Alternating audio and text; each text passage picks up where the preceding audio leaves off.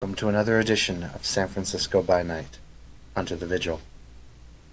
When last we left off, Abel had questions. Several characters had questions, as they always do. But tonight, none will be answered. Well, maybe. But first things first, we take a look to one of our newer entries into the series. A man known simply as Grizzly is still stalking his prey near the Central Park area of San Francisco.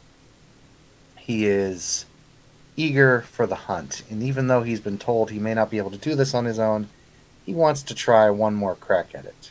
After all, he got very close last time. We now go to the scene of the park where Grizzly is hiding, waiting for the right opportunity to see if his prey shows itself again.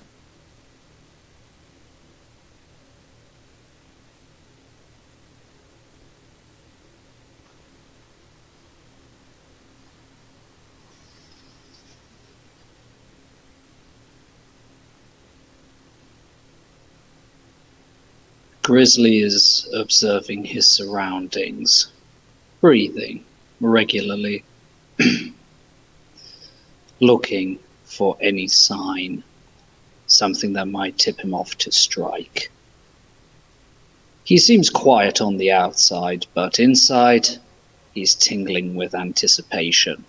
This quarry has proven more elusive than what he normally faces. And frankly, it's exciting for him.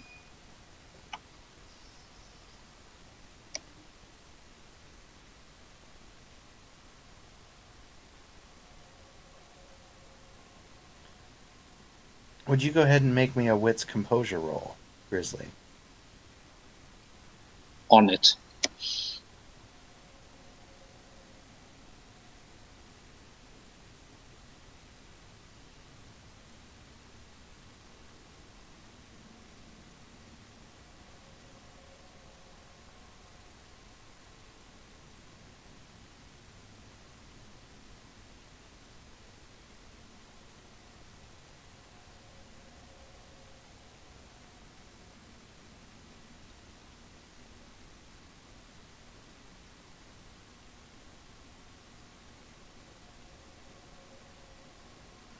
I can't find the dice roll on the Discord. It's not on Discord. It's on Roll20. But I'll roll for you. One thing that's there really will be cool a dice about, pool of 9. Oh yeah, I've got your sheet. Okay, go for it. So you get a hit, and you look around, and you notice that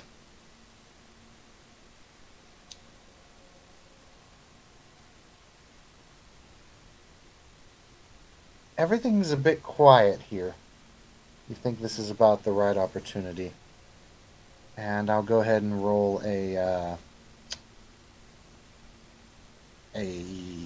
Dex stealth for you.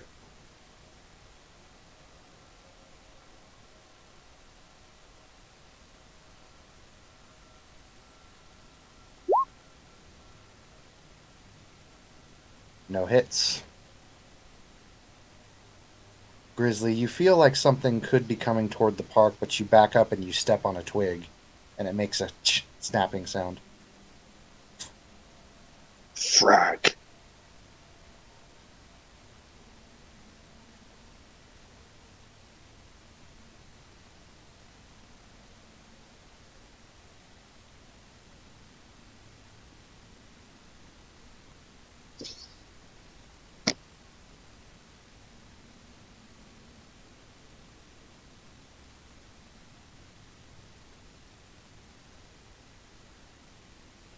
You hear a voice come from one of the other bushes. I hear you've been looking for me, Grizzly. Damn right. Well, let's play then. And it's time to roll initiative. Go for it. All right. I'm fighting myself. No,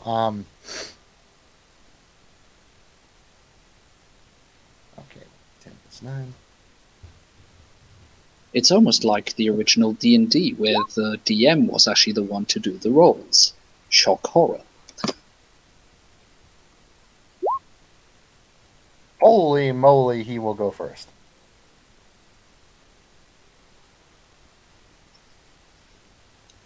So, Grizzly, as you turn to face him, you just get 2 feet into your face.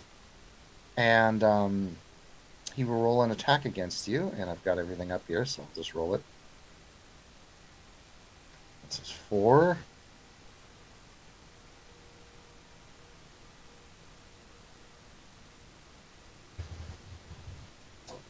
One, two, so 4, minus 12, so 8.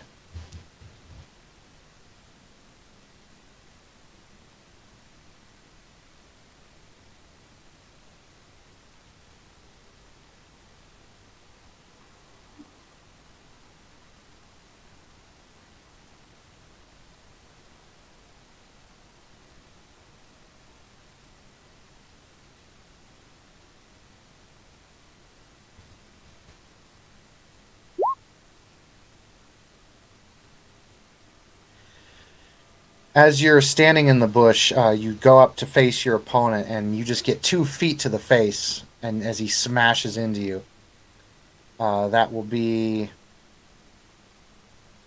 with everything reduced by your thing.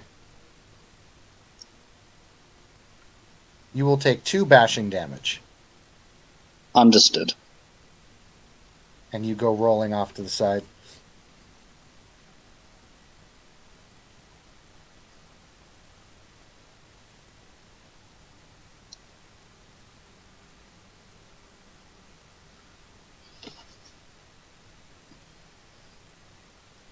Will try to stabilize himself on all 4s and then activate his telekinesis. All right. What exactly are you going to do? Are you going to throw a chain at him, push him? He's going to try to use his telekinesis to hurtle the chain in his direction and try to ensnare him. Okay. Ideally around the feet, if he can see his opponent.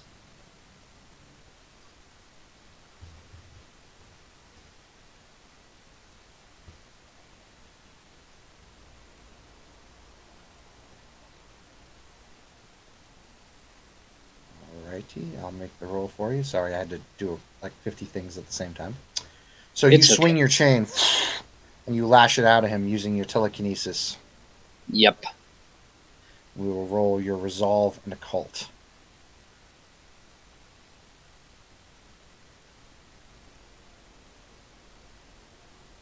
Minus his defense.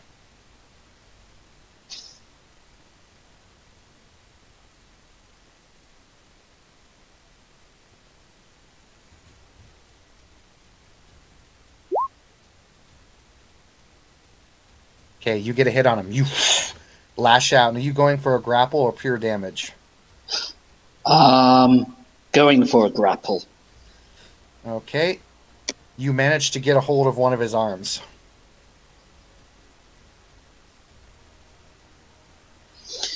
Very good. If there are any actions left, we'll try to yank him. Grizzly will try to yank him towards him, hoping that he also loses his balance. All right, this will be a strength athletics versus one another. Yeah.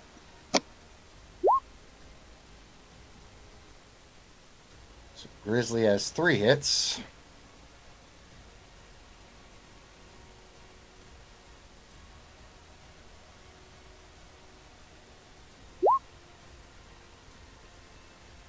You start to pull, and you think you got him. And you see him kind of look up.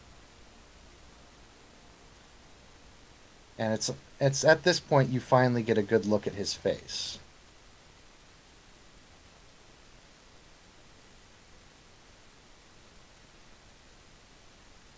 And he says, "Not today." And he pulls you right off your feet and twirls you around by your own chain and throws you. I rolled your athletics roll. You roll, you tumble, you fall, but you don't take any damage. But he just tosses you like you're nothing.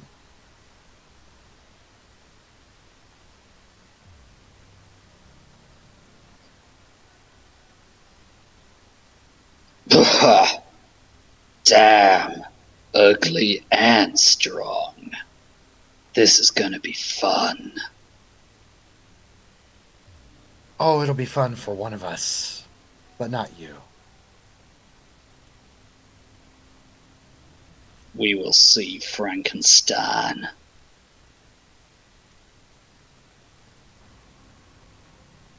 Take your best shot. And he just holds out his hands like he's, egging you to hit him.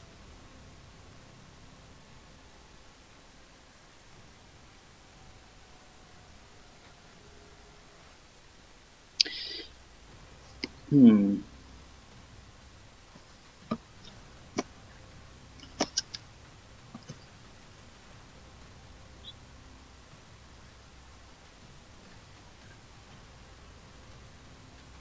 Mm-hmm.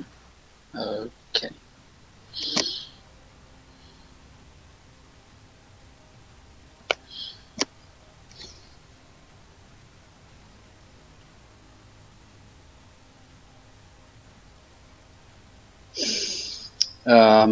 Okay. He'll try to use telekinesis to get the chain around that monster's eyes. If he manages to succeed, he'll go for pure damage. Okay. So spend another ephemera.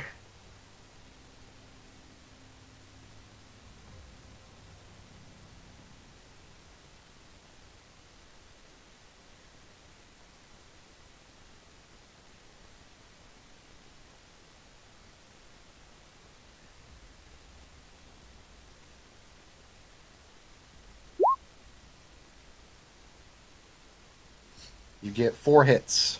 You have him grappled again. Yeah.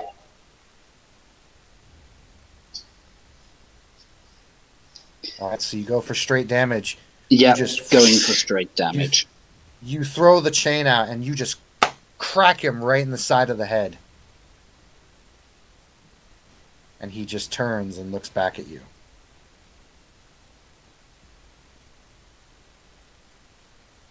Is that all you got? I thought you'd be more impressive, Grizzly. I hear stories that they say you're one of the best bounties that our kind hires. But it seems that you're coming up a little bit short, if you know what I mean.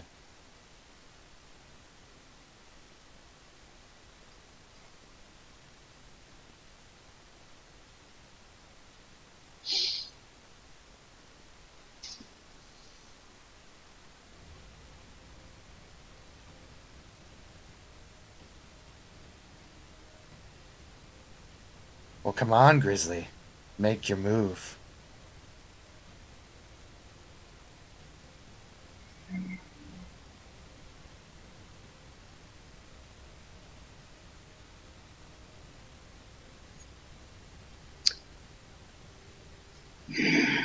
Nobody makes a fool of the main man, and he'll charge. Okay, are you going to go for a melee attack, chain attack? What are you doing? Going for another chain attack. Alrighty.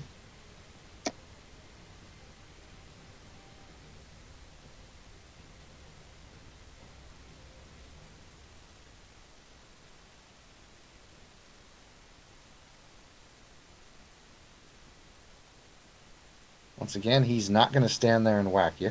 He's just going to sit there and let you hit him. 2 hits. So once again, you come up and you just whack him right across the face with the chain. Yep. Nothing.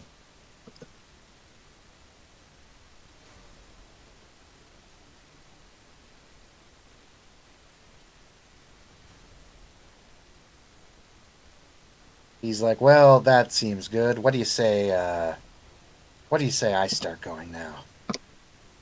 He is going to reach out and grab you. Mm-hmm. We'll try to avoid him. Yep, I've already got your defense here.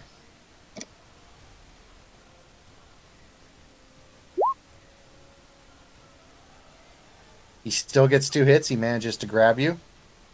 And now he's going to throw you.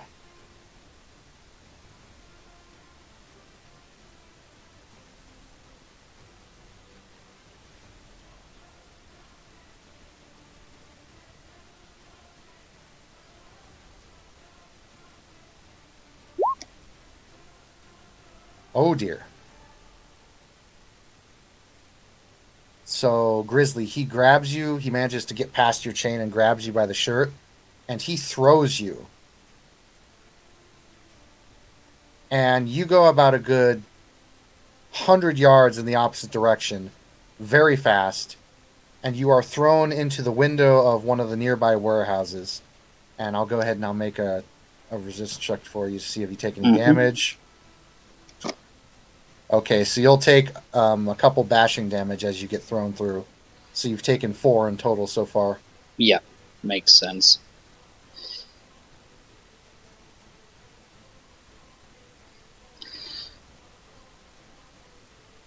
I would say Grizzly looks around.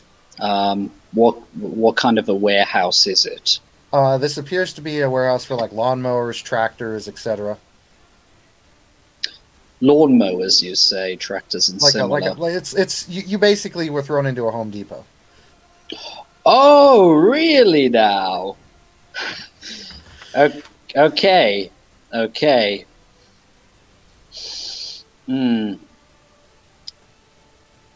Seeing that, Grizzly will try and run to the nearest bill hook that he can find. Sort of like a machete, but with a curved end. Alrighty. You find one easily. I would say he takes another one and stuffs it into the back of his belt.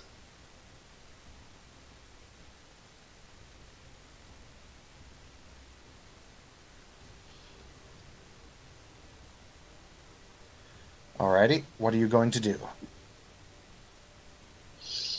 He will connect the end of his chain to one of the bill hooks. Ah.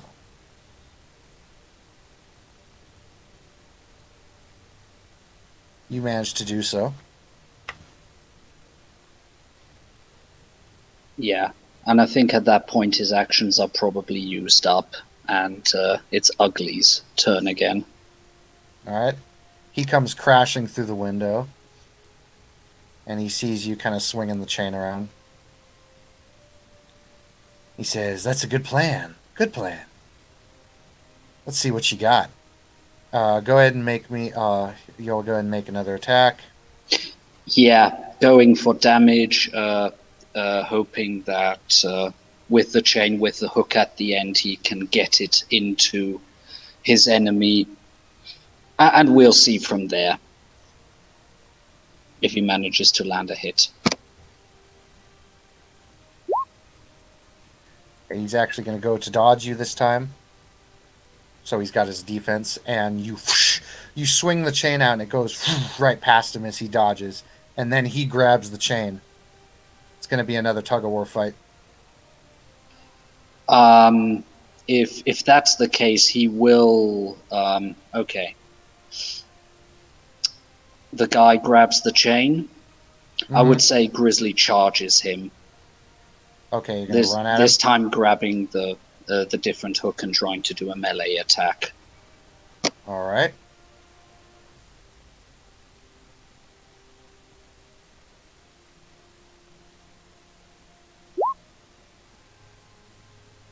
So 3 hits. So you're attacking him with the hook? Correct. All right, you stab into him with it. And again, hardly anything. He looks up at you. Well then, let's try this again. And he is going to attack you.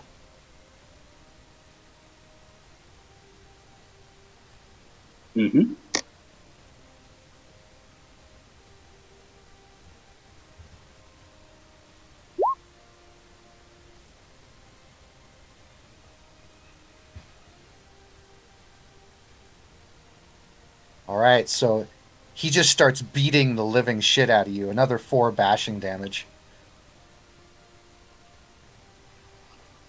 Noted. Do you wish to heal? Yes. Okay, you'll spend a ephemera to heal. Yeah, because you've already started going down into lethal damage, so you spend a ephemera, you heal up a bit, but you feel like he might have broken a rib or two.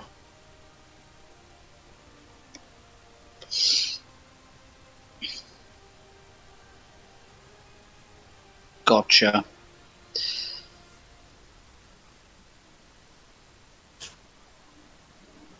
And he's going to go ahead and make another turn.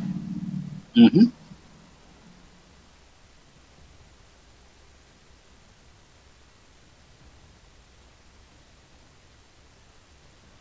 What would you like to do? Whistle for his his hover bike.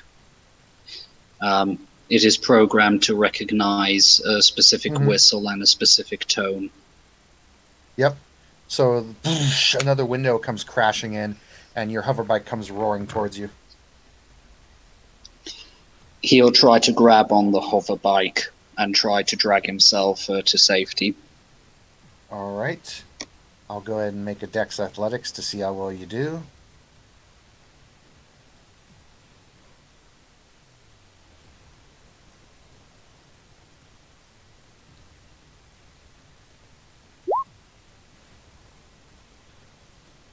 All right. So as he's grappling at you, you barely get back up onto the bike before he grabs you. So you're on the bike. He doesn't have hold of you yet. If possible, ramp in the full throttle so that whatever is propelling the bike blasts him in the body or face or close thereof. Hey, that's fire damage. All right, I'll have you do a. Let's see here. Let's do a drive Dex roll. Let's see how this goes.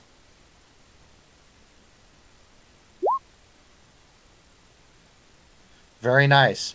You manage to tilt the bike and turn on the thrusters, and it blasts hot air right at him. And he's like, ah! And he backs up a little bit.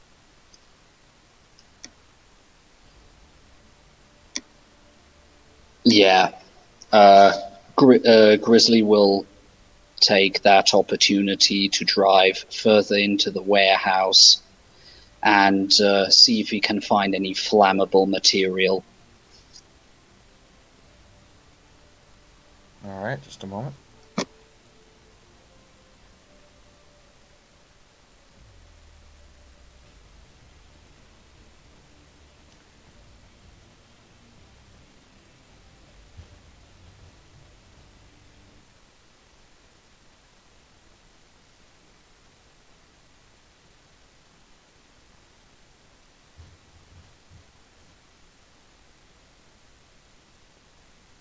You go through, and you are eventually able to find the like barbecue section and area, and you find a couple flammable things of propane.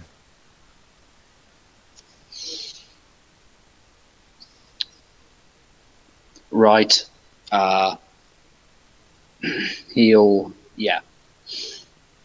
grab a tank of propane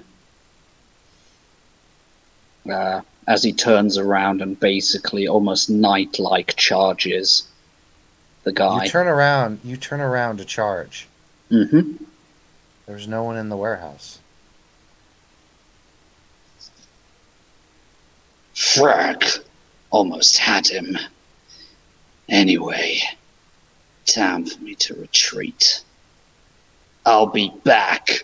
You hear me, ugly? I'll be fucking back as he roars through the building, flies through one of the windows and beats a hasty retreat. Mm-hmm. You go back to your crib, start to slowly patch yourself up, and yeah, He broke about a couple ribs. This guy was strong, whatever he was. You gave everything you had trying to wrestle with him, and he just tossed you around like you were nothing.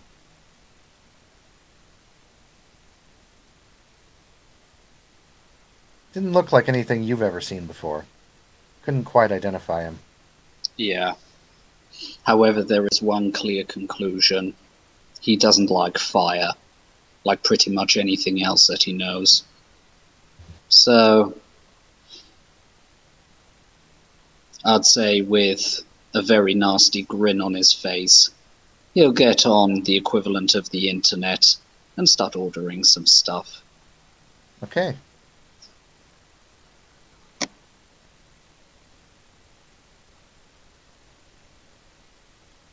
And then we will let the camera pan away from Grizzly.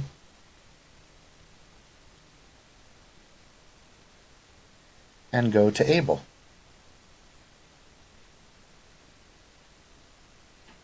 Indeed. What is Abel doing? Abel's probably currently departing Sector 9 on his own for, well, the second time, really. First time being when he had to go help Perun.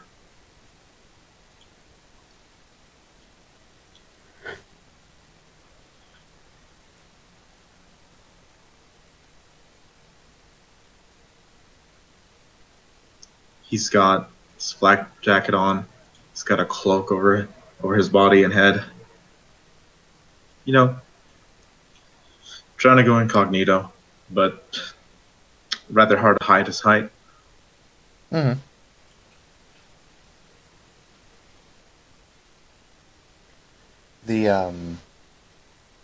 I take it you're going to the church? Yep, he is going towards the Sons of David, and this time, having learned from his past experiences, he will be using Blush of Life.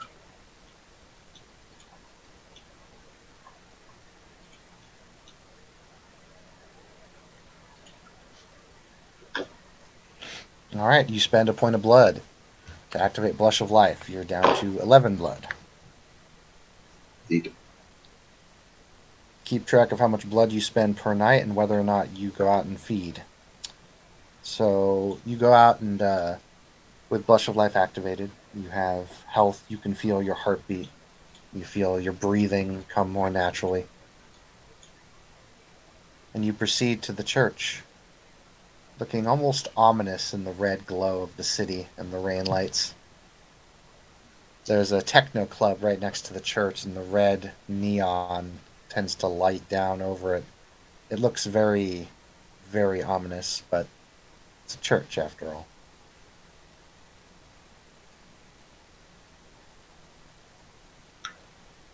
Abel stands before his church for a bit, looking up at it. Then he takes a deep breath, even though he doesn't need it. He starts stepping forward. He'll go try and knock on the door.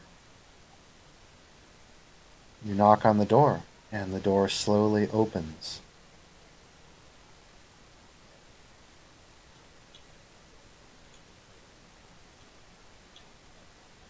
Is there anyone there? No one at the door. Abel raises an eyebrow at that, slowly pushes open the door. You push open the door, and you see a very empty cathedral-like church, with exception of a red-robed figure kneeling at one of the altars up front. The father that Abel had talked to wasn't dressed like this, right? Last time? He was. Oh. Perfect. Abel will take a step into the church, close the door behind him. Proper manners. And then he'll call out, Father? I've returned. You see the man finish a prayer and then stand up, and he turns around, and that appears to be the old man that you know to be the father of this place. And he says, "Welcome back, my son. What can I do for you this night?"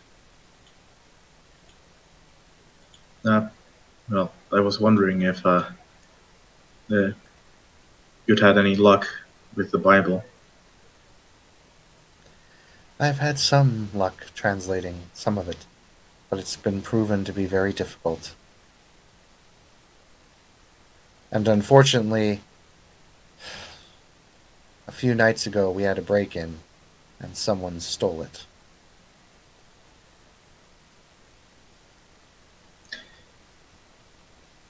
Abel twitched a bit at that, but he shakes his head slightly. Someone stole it? I am sorry, my son. An evil thing tried to harm us. Some of us did not make it. I do not know why it wanted the book. It also wanted a few reliquaries that we had in our basement.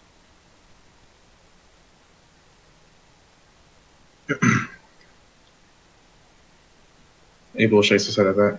You needn't apologize. I do not blame you. I am sorry about your fellows. They did all they could. It is an unfortunate fact of life. Were you able to see what it was? I believe it was something of the night. A child cursed by the betrayer, perhaps.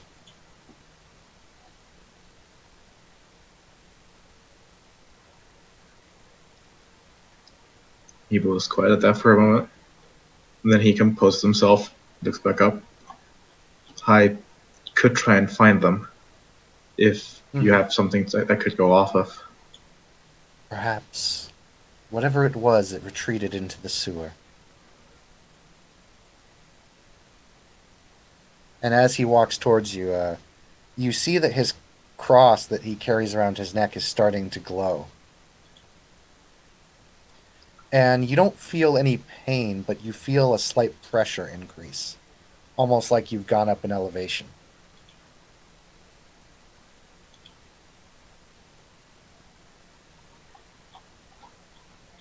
He looks down and he sees his cross glowing. And then he looks back up at you.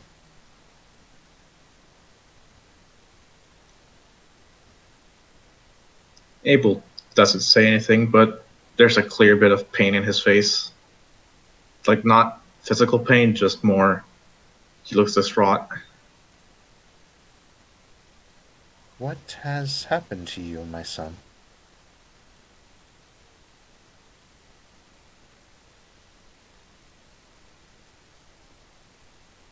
He's just quiet. He looks at the floor for a moment. He shakes his head. Nothing that I wanted to happen. He walks a little bit closer to you and the pressure increases. Now it's at the point of moderate pain.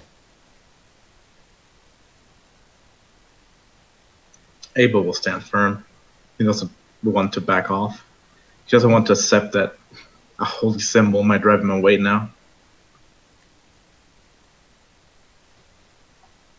You notice that the cross on the door is not bugging you at all, but the cross around his neck is.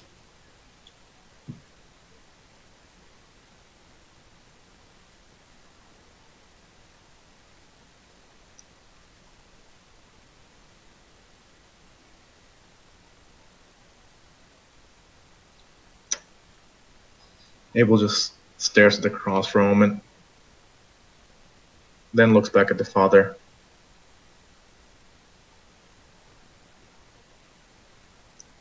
He's just quiet. He doesn't really know what to say. He never thought he'd come this far. You should leave, my son. I am always open to help any children of the divine Celestians. But unfortunately, many in this organization are not as open as I am. You should be careful with who you speak with now.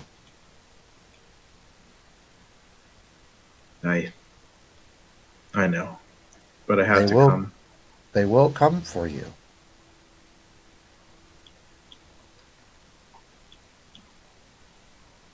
Abel just nodded that.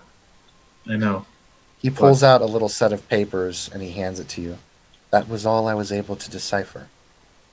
That is all I can do for you.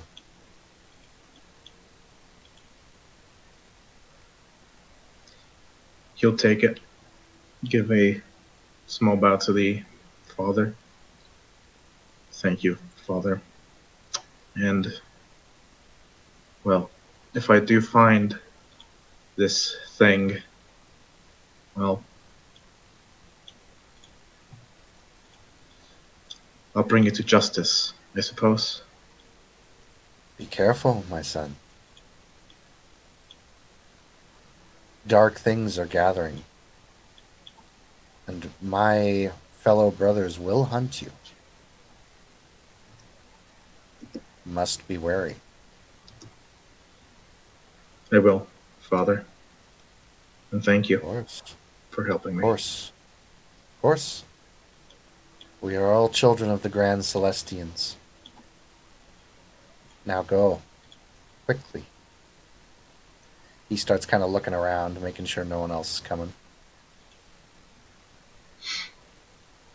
Abel nods and takes the papers, storing them away, and starts turning back. Once again, you're looking straight at the cross on the door, and these symbols are not bothering you at all. He's gonna stop like at the cross for a moment, and then just like mostly as a self reassurance, quickly like make the marking of the cross on himself. Just say, Doesn't harm you at all. yeah, just quickly say Amen. Nod at the father, and then jump out into the night before any of the other sons of David actually make their way back.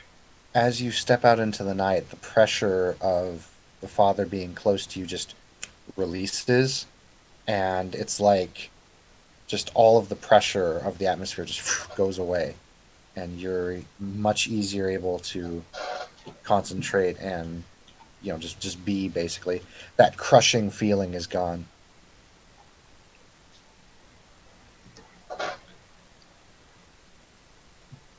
Abel gets a sigh of relief, but he just doesn't stop. Uh, he picks up speed, running. And of course, he's fast, really fast. He's going to try to just find some secluded alley to duck into, maybe even see if there's a fire escape in it. You come next to a nightclub building that's not being used at the moment, and you do see a fire escape.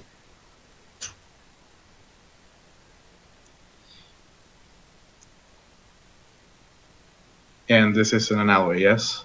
Yes. He is going to run up the wall opposite of the fire escape, and then with a short hop, just hop onto it somewhere in like the middle floors. Mhm. He's not trying to get to the roof. He's just trying to get like a secluded spot. Mm-hmm. Well, the best secluded spot will probably be the roof. Once he's on the fire escape proper, he'll slow down and just start making his way up normally, whilst bringing out the papers to start looking them over. You start looking at the papers that the father translated for you, and it's at first it comes at a slight gibberish, but then eventually starts to make sense. Roll me a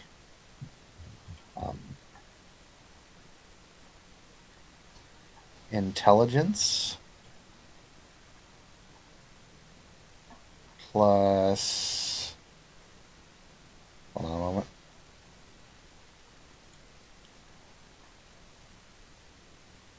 Roll me intelligence occult.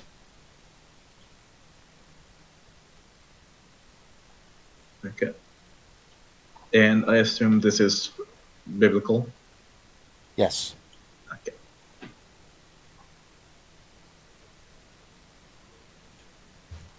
And because this is important, I will put a willpower into it.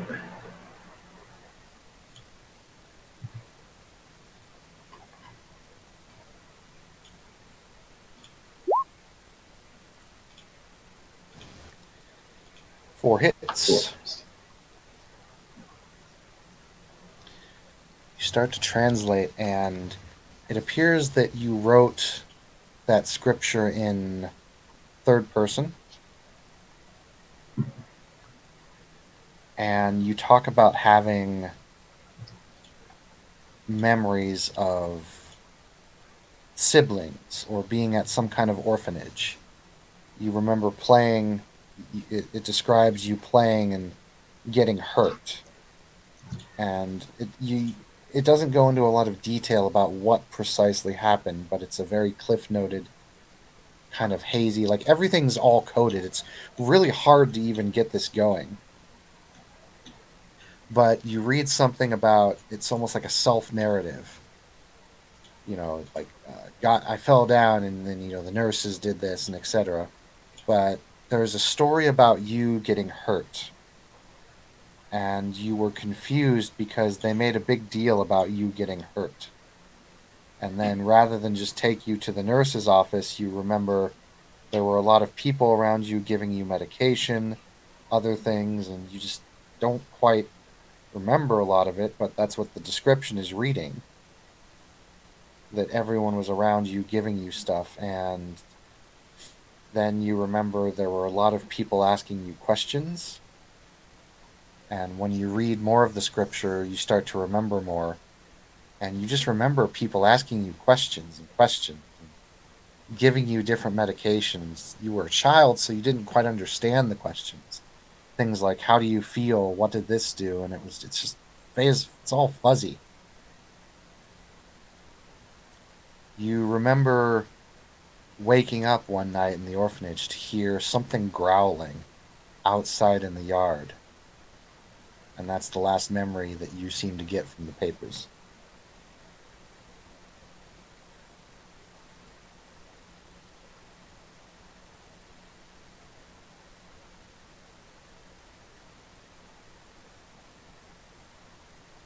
Abel had his eyes closed as he tried to remember. In between reading the lines, he opens them again. He flips, the page back and forth a little bit to see if there's anything more, and then puts it to his side. There appears to be not much more. Paper is starting to get a bit damp in the drizzle. He stores it away under his cloak and thinks on what he remembered for a moment, then shakes his head. It's not much to go on, but medications, concern over his injury, and the corral. And an orphanage, apparently. An orphanage, yes. Was he an orphan? Or was he just put there? But alas, he did not have the answers there. And if he wanted the answers, he figured his best bet was to recover the Bible. So he looked over in the direction of the church once again and started to think, trying to just imagine how he would even begin to track the creature of the night. You are a child of the night. Perhaps these newfound talents can help you.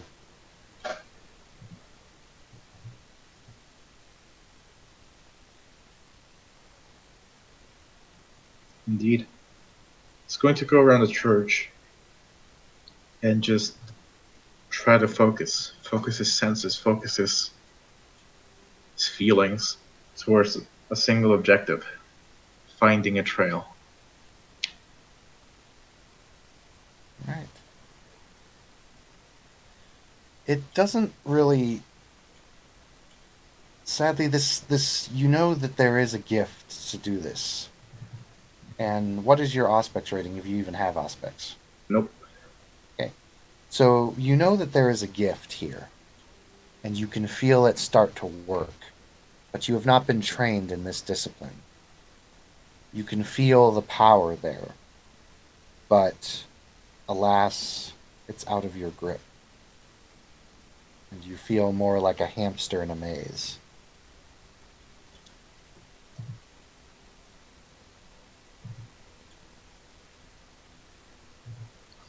He thinks again. And he remembers the father's words saying how some were taken. He didn't ask how recently it was, but he had to try at least.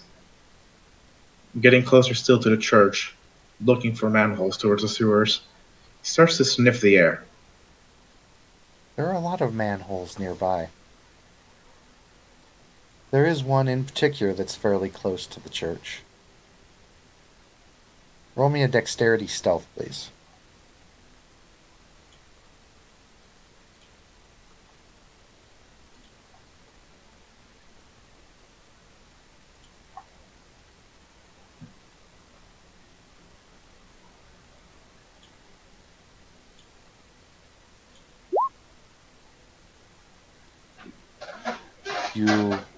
You quickly duck into an alleyway and hide behind some trash as you see two sons of David exit the church and walk past. They do not seem to have noticed you.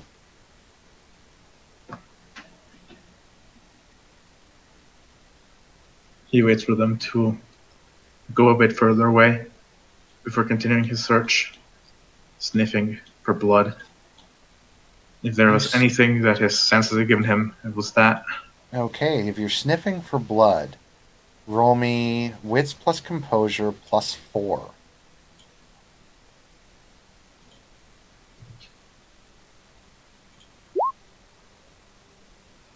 Exceptional. You smell a good amount of blood coming from this particular manhole. At least there may have been some left behind here.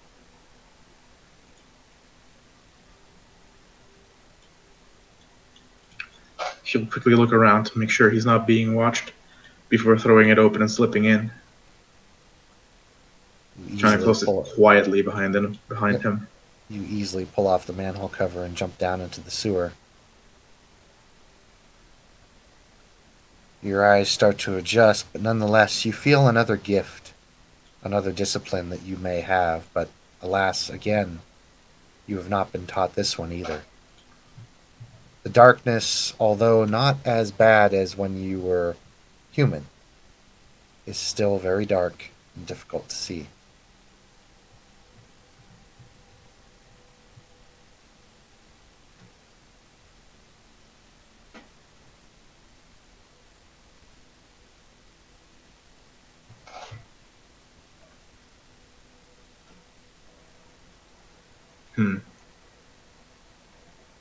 He reaches into his flak jacket, a leftover from the other mission.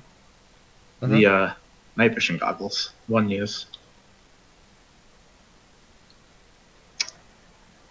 He looks at them for a moment, and then puts them in his breast pocket, for easier access, and then starts trying to find and follow the trail of the scent of blood. Although it is very dark down here, the smell of blood is extreme compared to your other senses. You follow it in the deep, dark crevices of this massive sewer, until eventually you see light coming from around the corner.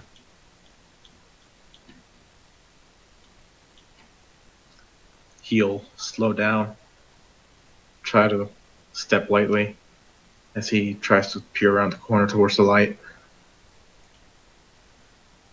As you turn around the corner, you can see a small little altar, wooden, made out of some kind of wooden bench, with some sort of odd animal skull resting on it, and red, what you know to be blood, painted around into different symbols you do not recognize. And at the base of an altar, slumped on one of the wooden chairs, you see a red-robed body that looks very bloody and not moving. Is it the outfit of the Sons of David? Looks to be a son of David, yes. Trying to make sure there's just no one in sight. He emerges from the corner, starts approaching the body. The smell of blood is becoming tantalizing. Roll me a composure resolve -1.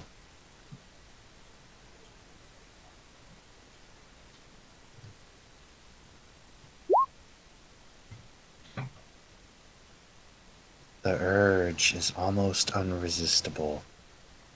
You just barely manage to contain yourself. You shake your head. You are in control for now. But the beast, although full, is never truly satisfied.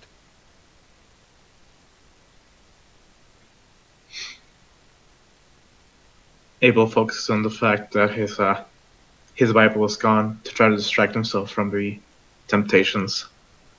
And he'll investigate the body, trying to see just what it was.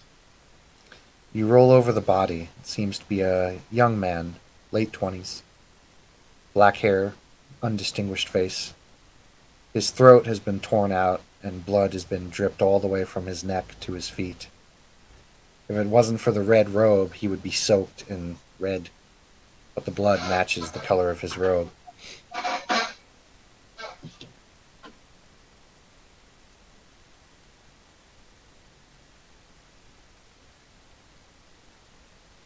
Just at the neck, seeing it ripped out.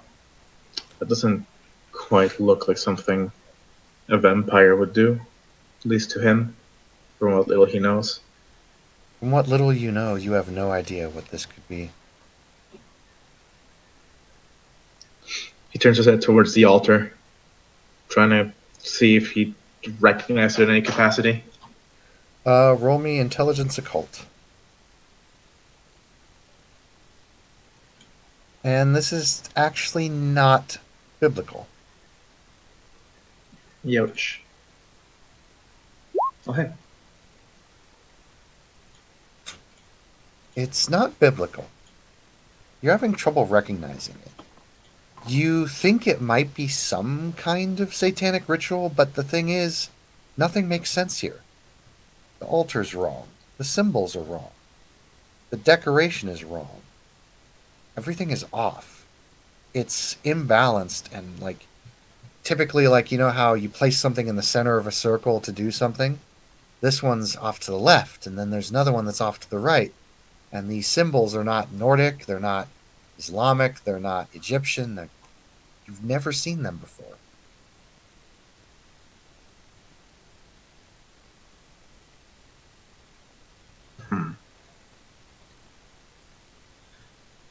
Abel's going to approach the altar itself, trying to see if there was any blood stained upon it. Maybe some sort of ritual performed. There appears to be a little bit of blood on it. It doesn't look like a sacrifice or anything was done here, but it does look like some blood was spilled onto the animal skull in a specific pattern. Now that you look closer, this skull appears to be that of maybe a cattle or cow.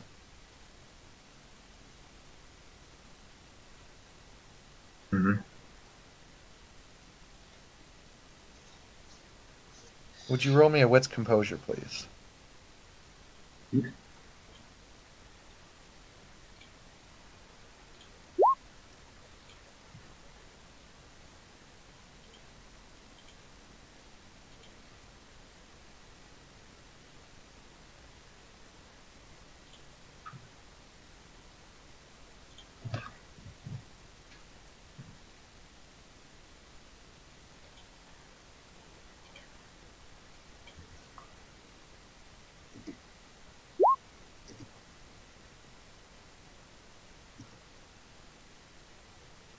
Okay.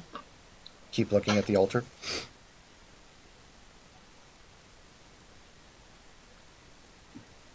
There appears to be nothing else out here. You hear a sound from behind you, like a little bit of rocks or something skittering into the sewage.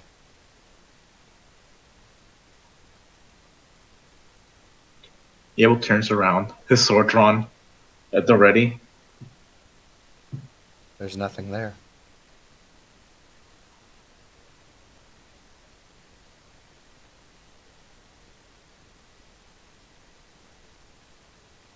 He looks to the right, then to the left, and then looks at the altar, trying to see if there was anything more to it, maybe something underneath or behind it.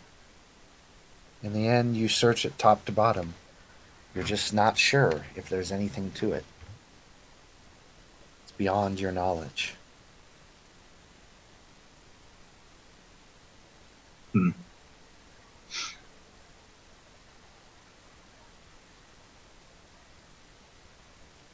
Abel will pick up the skull, try to see like into it, see if there's markings. There are markings on the skull indeed. They do not appear to have any sort of organized pattern.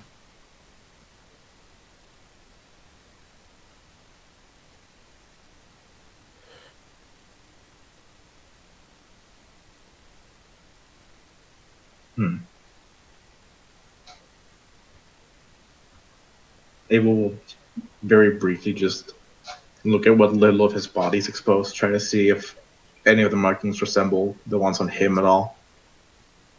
Yeah, you find one that does resemble that. It's a circle with a line drawn straight down through it vertically, and that is the only symbol you find that matches.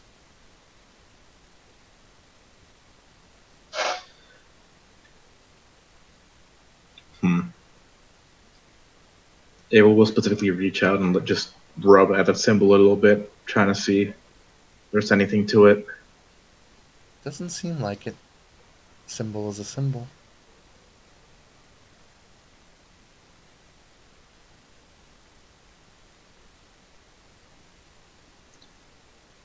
Abel sighs and lowers the skull next to him. He says he's going to take it, see if there was anything more to it, but that was to find out later. He looks at the rest of the altar for a moment and raises his sword as if to destroy it.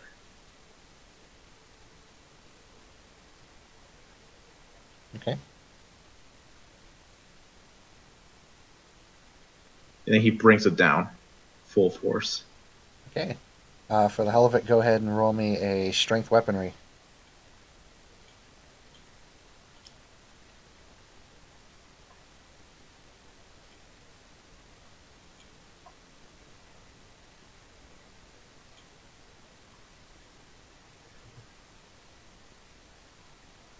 Okay.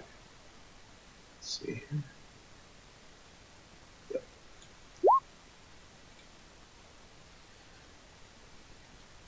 Yeah, that was a good roll. Yep. Exceptional. You bring the sword down and slice right through the table, and you're not quite used to your newfound strength yet. This is the first time you've truly exercised your new talents.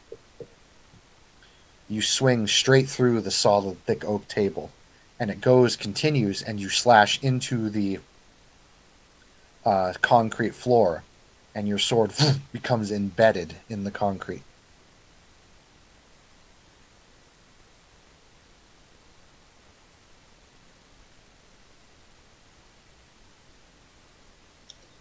Abel stands there, shocked for a moment at his own strength, before forcefully pulling at the sword, trying to free it from the concrete. You pull it. It comes.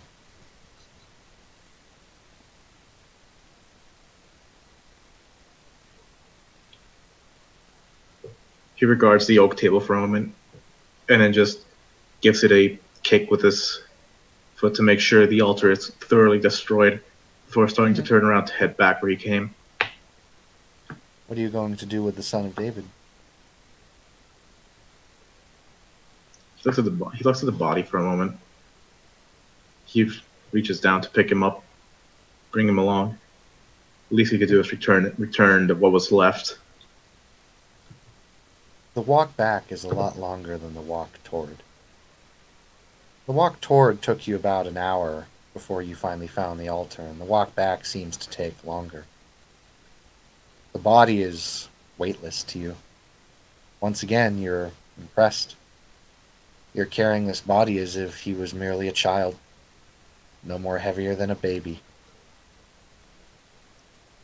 You continue to walk down the long, dark tunnels, feeling your way around. It's difficult down here. Everything is off. It seems like everything is shifting. Roll me a wits intelligence.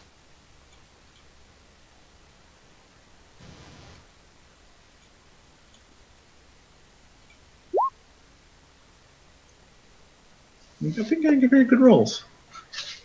No, these are very good rolls. This is very good. You are easily able to find your way back to the ladder that took you up past the church.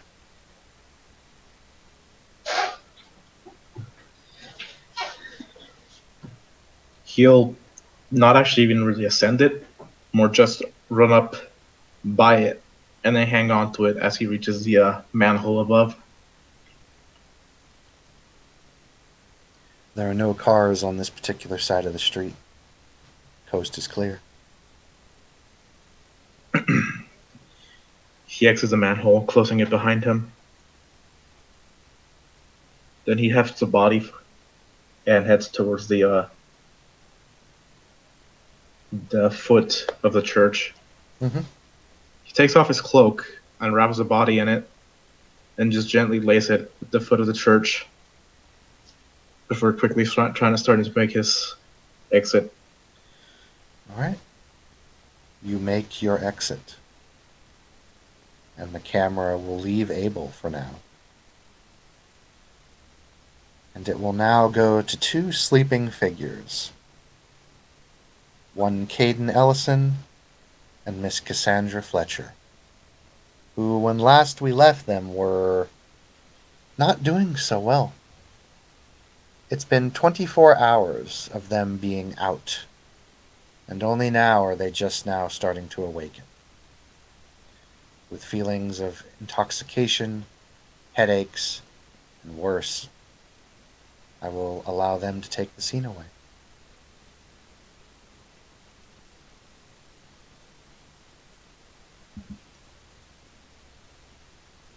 Well, where are we? You are in the medical area of the manor. Okay. Um, Cassandra will wake up feeling groggy as fuck and will look around. What exactly does she see around her? You see in the cot next to you, Mr. Ellison, just barely starting to wake up. Roll me a wits composure -2 to get a bearing of your surroundings. A sec.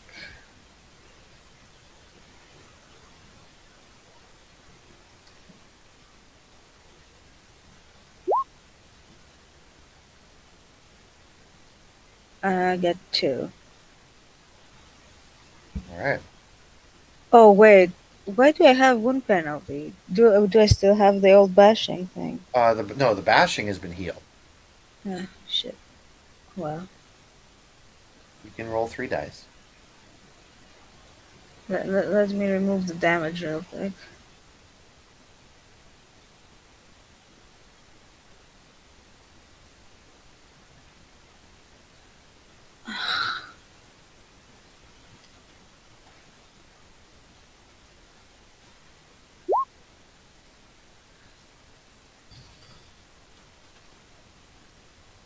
Very nice.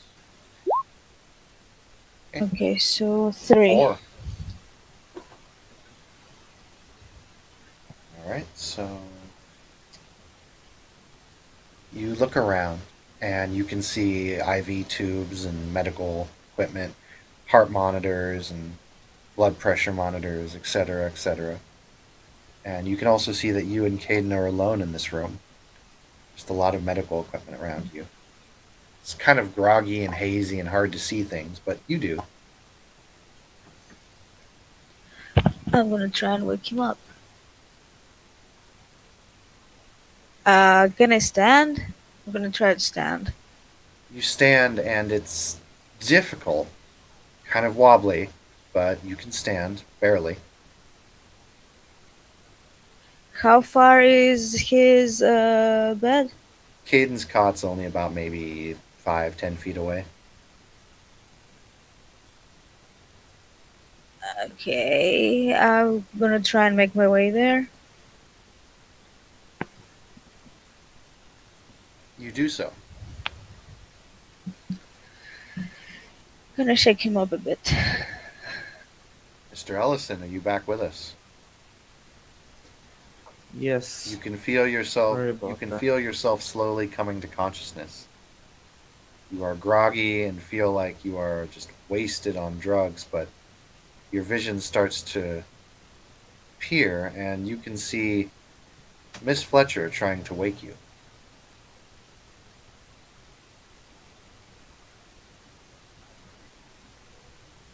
I'm just going to look at her like as if I'm not a. How can I say this? I'm just going to widen my eyes. Not really completely sure of what's going on. Hey, Dan. Are you okay? She looks No. groggy too, by the way. No. I'm not either. How long have we been out? How would I know? Well, I know. Sorry. you look around, and you do manage to see a clock. It appears that you and Caden have been out for exactly 26 hours and 10 minutes. Oh shit. I'm going to try to call Cassius. You sit up groggily, and you maybe get a phone or something to try and get him out, and you dial his number, and there is no response.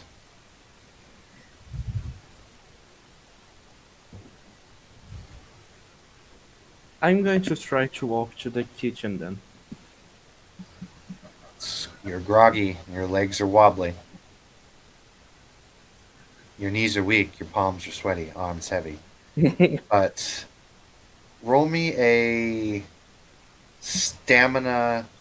No, roll me a resolve composure, just to see if you can even will yourself up. Kaden, we've been out for over 24 hours. 3. Caden, you manage to stand up. It's hard. It really is hard to stand up and you're wobbly, but you do manage to get up. You feel sick, intoxicated, and the world is spinning, but you can walk.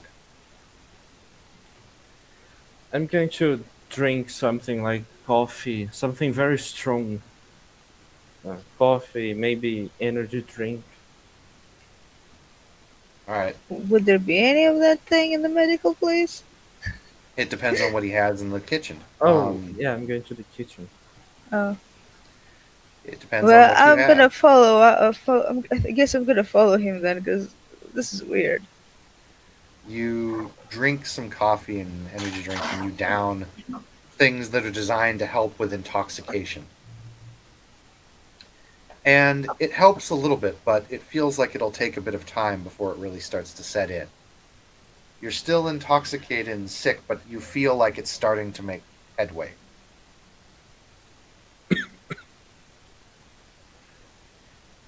Did you see where Cassius went? I was out. I'm going to I try don't know. to give him a call again. I don't know what happened. The phone rings, rings, it rings, and then it ends. No answer. What's happening? What? Everything is weird. Okay, there was Jacobs, and then the sword, and then you. When I touched your sword, I passed out. I saw a thing and then I passed out, and and we've been out for like a full day, What did and you see? I feel like I was hit by a truck. Uh, it was weird. It was like a field, and there was a guy there who was like a samurai or something. I don't know, and he was coming for me with a sword, I think. I guess that must mean the sword is really cursed.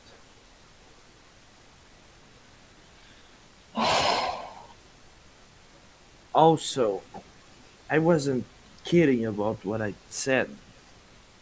I could hear your name pretty much all the time. I don't understand that. Never happened to me. Yeah, it didn't happen to me either.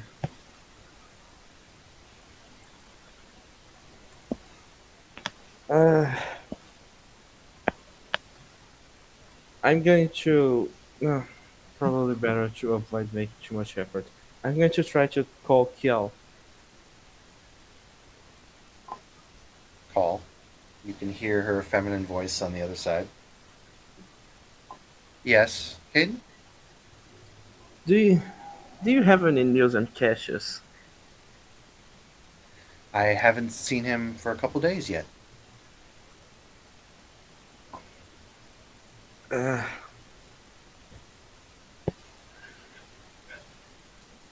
eh, I'm sorry for bothering you. I just strange and Cassius disappeared. Odd. Um, I can put out a PBB on him and see if we can find him. Do you think I'm something's going to happened to him? check.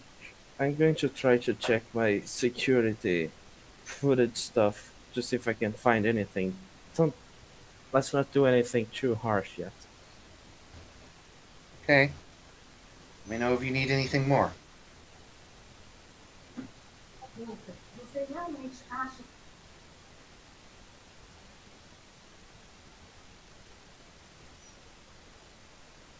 You will let me know, right, Caden?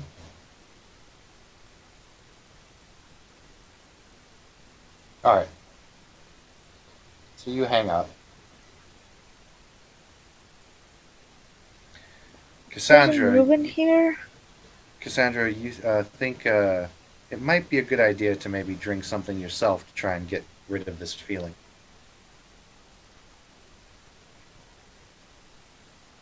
Yes, gonna get some water. You do indeed need some hydration. You feel very thirsty. And I will drink water until I'm not feeling thirsty anymore. It takes 2 glasses, 2 full glasses, till you are eventually somewhat quenched. And that memory of the field kind of comes back to you just momentarily. And it is a bit terrifying.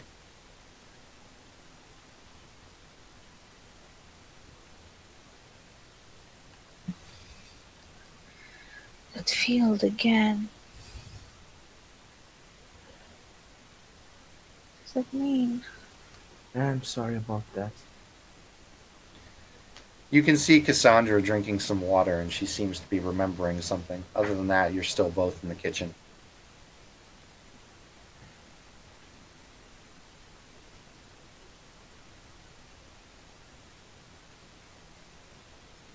Uh, Cassius said he knew some people who could help me get information about the sword, but he's not here. I don't know what happened. Ruben was here too, and now he's not. And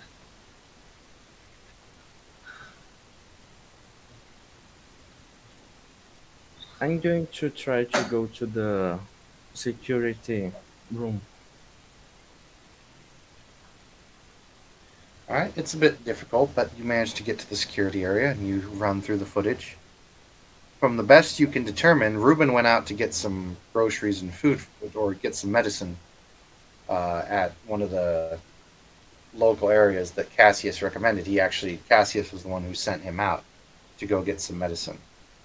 And then you see Cassius writing a note. At first, he looks like he's going to leave it on your computer desk, but then he hesitates and doesn't.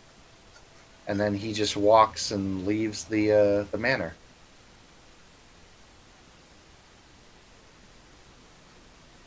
He appeared to have been on the phone for about almost an hour. You don't understand what was being said, though. Was it his phone or other phone? Yeah, it looks like a cell phone, possibly his. I'm going to try to give him the benefit of the doubt. When he was on the phone, it looked like he had a very concerned look on his face after everything was over. And then he wrote the note and then walked out the front and left. Is the note still there? No, it looked like he was going to leave it on the computer, but he didn't, and then he pocketed it.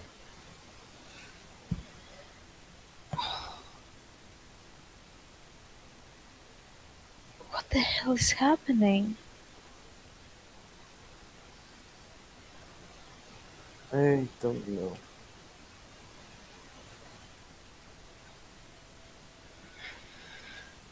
I think we should call someone. Who? I don't know, Ruben, maybe?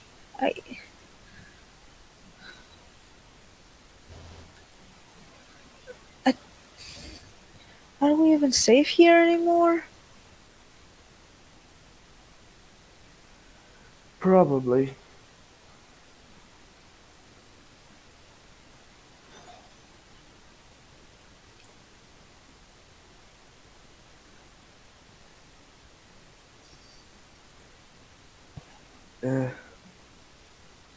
I don't know, Kaden. I'm just freaking out, okay? We've lost like a full day, and from just the sword. Where even is the sword?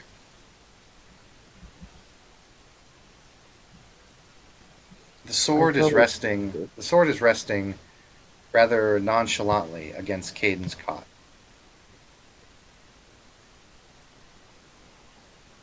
Against what? The cot, the bed you were on. Oh.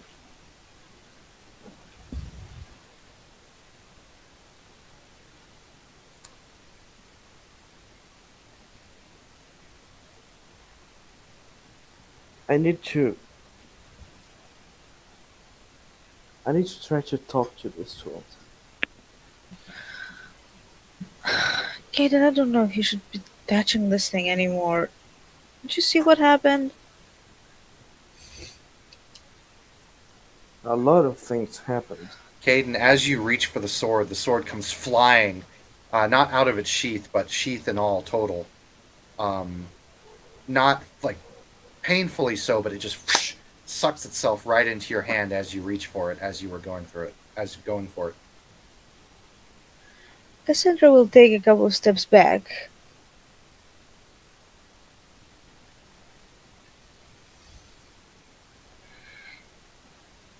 This is getting scary. It's getting scary now. It wasn't scary before.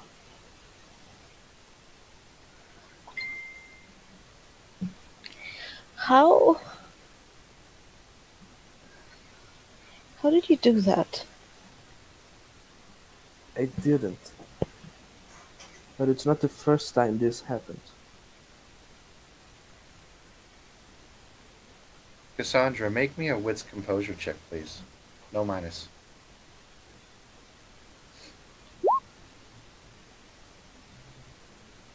Two. You can see small yellow strands coming out of the sword and going into Caden. There's something coming out of this.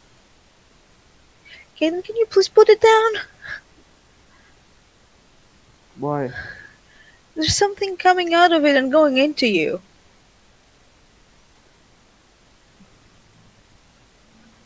She looks a bit horrified.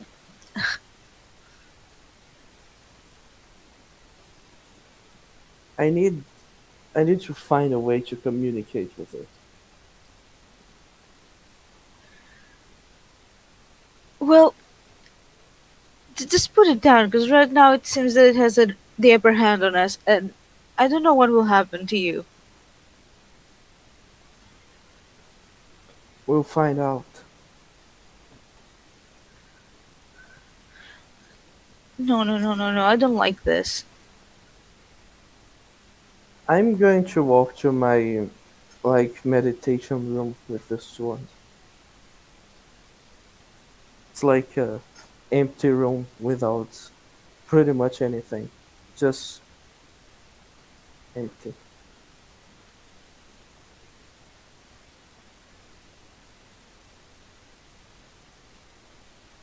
And what are you going to do? I'm just going to sit on the middle of the room and leave the sword on my lap. Okay. Roll me an intelligence. One moment.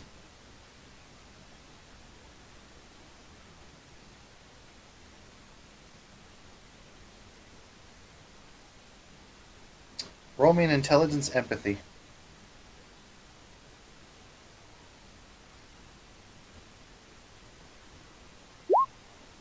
0. It's not speaking to you, and there is no presence that seems to be picking at your mind.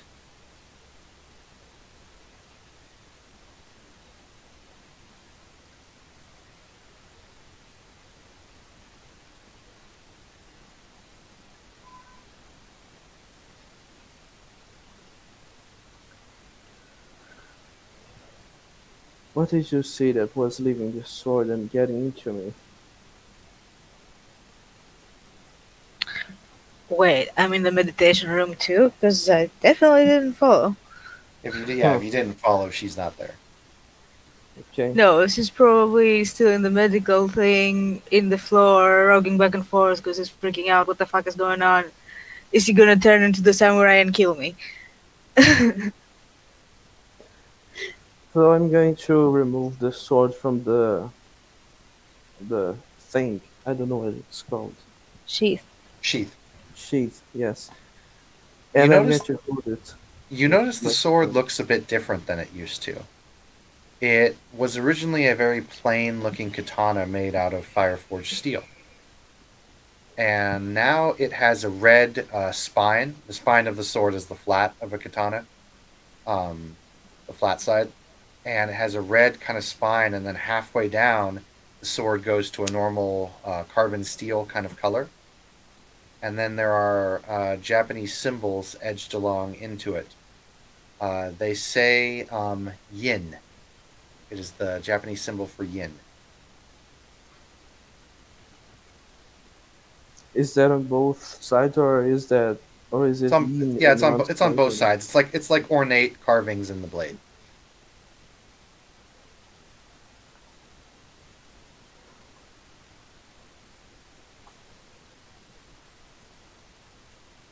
I'm going to try to speak in Japanese with the sword. Nothing happens. Or if that's the case, I'm going to throw it away and see what happens. Throw it away. It goes clanging to the floor. What happens if I stretch my hand to it? Is your intent to grab it? Yes, I want to see what happens. Like, so in other words, your intent is I'm going to go pick up the sword, or I'm Mhm. going to pick up the sword. The sword comes flying into your hand. Not blade first, obviously, but hilt first.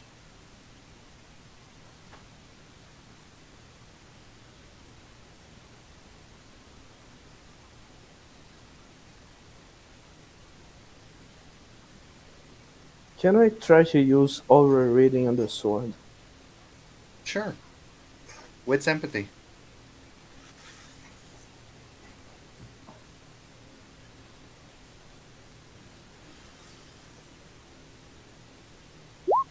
3 successes. The sword does seem to have a bit of a red aura. You can ask some other questions if you want, but you're not going to get much. The only thing you can really discern is the sword does seem to have emotion, meaning it may have a presence, but you don't know. I'm going to pretend like I'm going to break it. I'm not actually going to. I'm Okay. just going to. Nothing happens.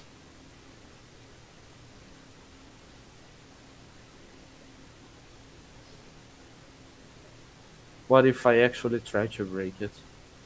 Nothing happens. Granted, you're not going to succeed in breaking it, but even when you try, nothing happens.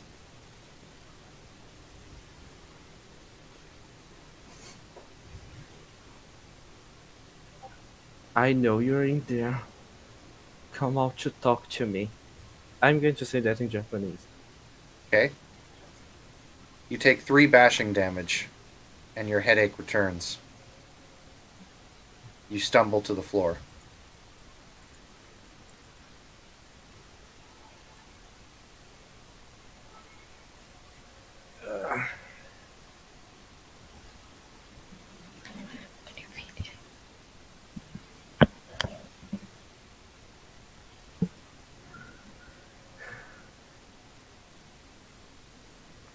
If that's how it's going to be, I'm never going to use you again.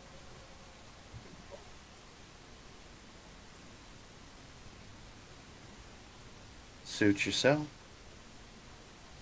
Ah, finally. I need to BRB real quick. Deciding to show up. Huh?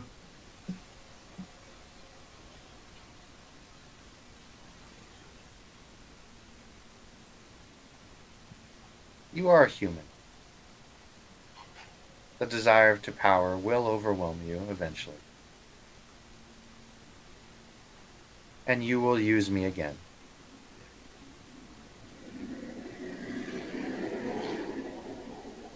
I never actually planned on not using you. I just wanted to talk to you. I'm not strong enough yet to truly talk with. And then right when he gets to talk with, you just hear it cut out. I'm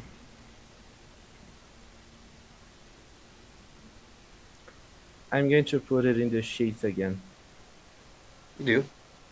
Get up from the floor and go back to Cassandra. Cassandra is currently kneeling and resting her back up against the wall on near one of the cots. And she currently had to step away AFK at the moment, so.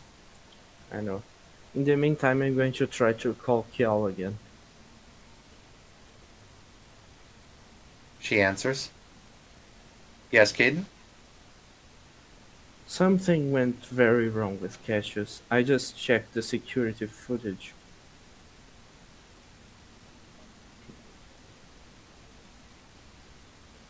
What do you want me to do? I have a question first. Don't know if you want to talk about this on the phone, but I'm getting a lot of headaches lately. And since you are also apparently having that, you know what could it be? No, I don't.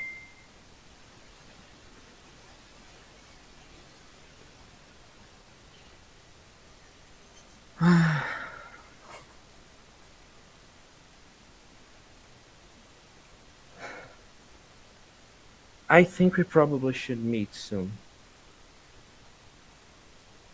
I think perhaps we should as well. When would you like to meet? As soon as possible. Okay. I can be there later tonight if need be. Good. Hopefully Cassius will be back by then, but I don't think I should count on that. Okay.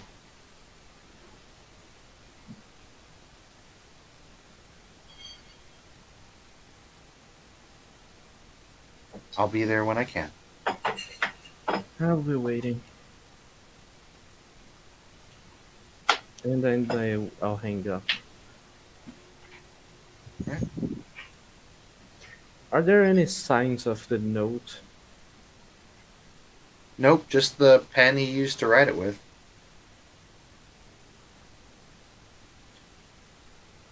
Huh.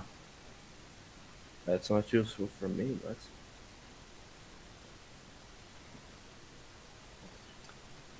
I guess I should wait until Cassandra is back Hmm. to do anything.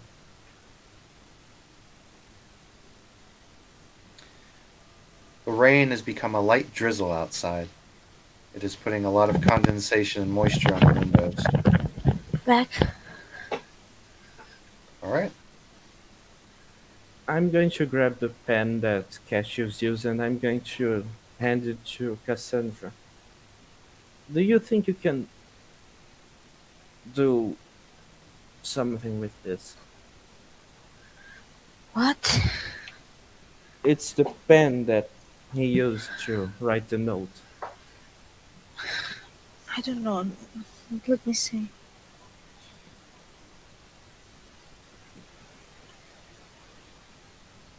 One sec. That's. Mm,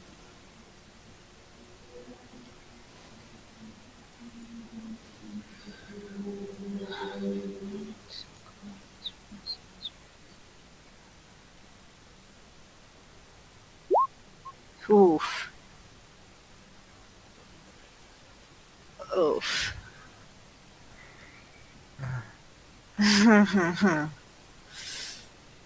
You're Yeah. not. It's difficult because it's been a while and the pen still doesn't radiate much emotion anymore.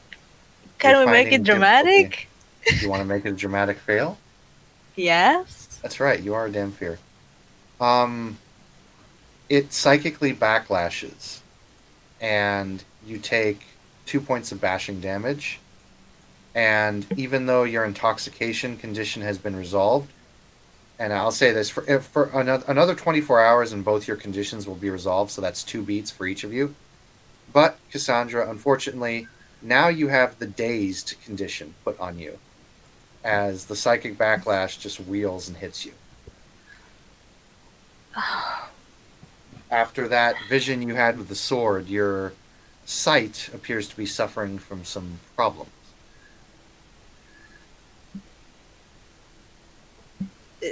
She will toss the pen aside and lean backwards towards the wall. There's nothing there. I don't know. Caden is going to give Cassandra a hug. Oh, yes, You she will both- lean on him and hug him. What's You both happening? feel you see the little strands of energy, Cassandra, you see wrap around you and Caden.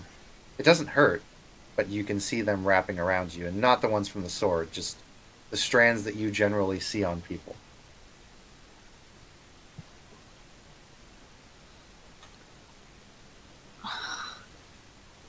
I tried to talk to the sword. There's something around us from it. There's something You, around. you see her looking around pretty much both of us. It's like some yellow greed or something that's this thing is all over us now. What are you talking about? There's some energy coming from the sword. I know the Well, sword the strands aren't coming from the sword. Oh. The strands are wrapping around you. There Oh. are strands that are going from the sword to Caden, but there are Oh. also strands wrapping you and Caden around. I don't understand this.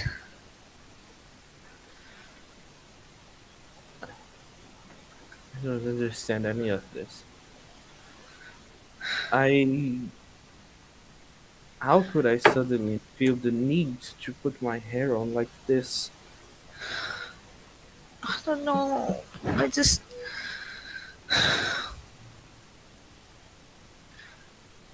I'm scared, okay? Like, if.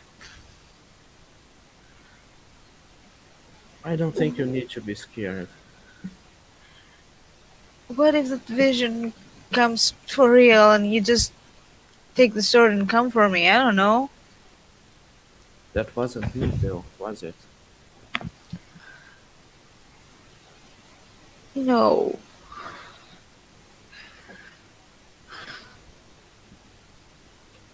I'm sorry, I just.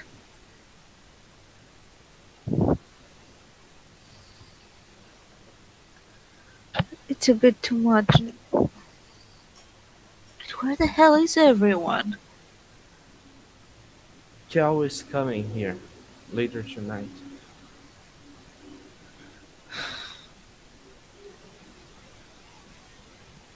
But Cassius is. I don't know where he is. And how will she help? She doesn't know. What are we gonna tell her? She knows something. I'm sure of it. I I don't don't know if I know. already told you, but when she touched me, I felt a headache, as if someone was pretty much stabbing me through the head, and then it was gone.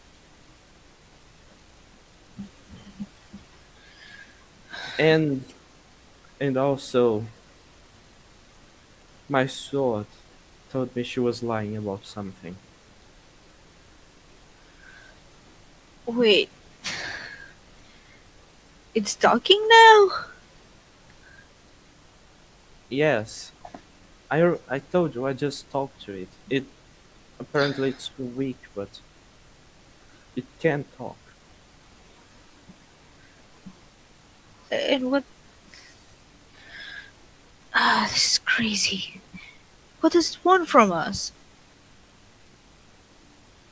From you? I don't think I'm even. Uh, I don't know yet. I know it wants. I know it thinks I want power.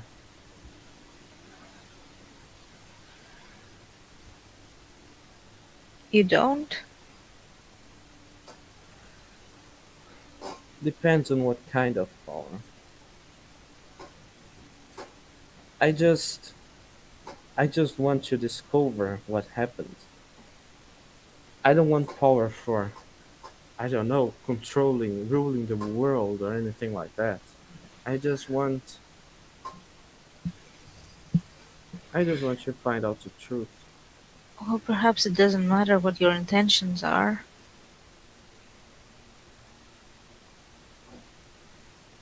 Maybe.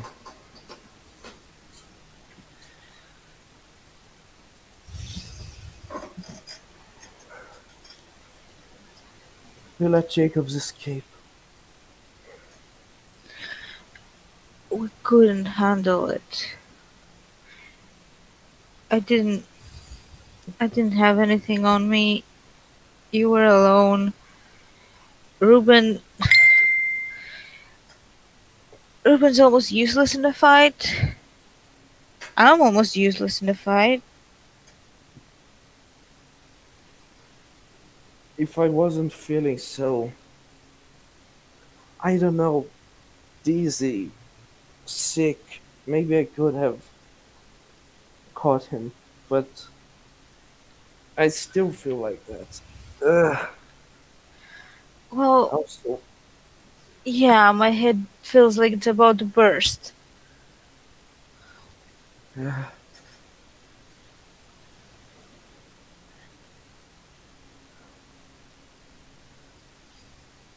Should I try to take some aspirins or something like that?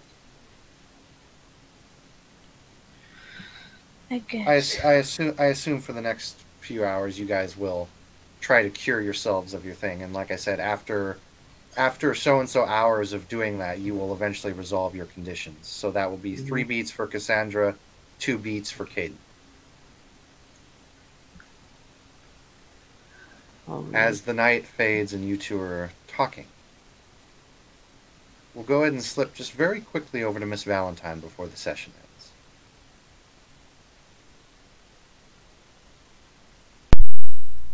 What is Miss Valentine doing in preparation for the special day next week? Okay. So, shit. We got to discuss first. We got to discuss the who we're inviting. Like, we already have like the catalog picked out for all that shit. We just need to discuss who we're inviting and where. Just really quickly, I'll just say that Miss Valentine gets a rather good feeling about some of the particular setups they're going for. And you look out all the way across toward the old wilderness, and you can see where that big manor is being built. And you can see some spot and floodlights off in the distance, even through the neon lights of the city. They're definitely building something big over there.